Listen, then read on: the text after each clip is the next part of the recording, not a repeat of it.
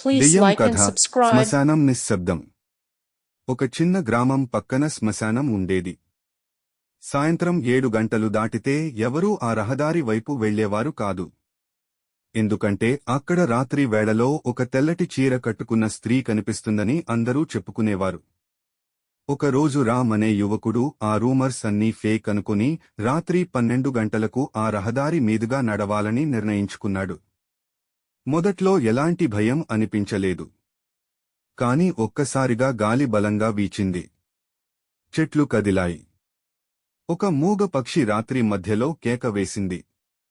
రామ్ గుండె దడదడ కొట్టుకుంది. ముందుకు కొంచెం వెళ్లగానే శ్మశానం దగ్గర తెల్లటి చీరలో ఎవరో నిలబడి కనిపించింది.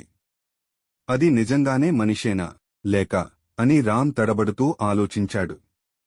ఆ స్త్రీ తల నెమ్మదిగా పైకెత్తి కళ్ళు ఎర్రగా మెరిపించగానే రామ్ కాళ్ళు కదల్లేదు. చెవుల్లో వింత శబ్దం వినిపించింది. ఇక్కడికి ఎందుకు వచ్చా? అంతే. రామ్ ఒక్క కేక వేసి మూర్ఛపోయాడు.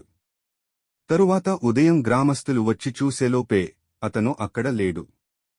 కాని రామ్ చెప్పులు మాత్రం శ్మశానం గుమ్మం దగ్గర రక్తంతో తడిసిపోయి పడ్డాయి. ఆ రోజు నుండి ఆ రహదారి వైపు ఎవరూ వెళ్లలేదు.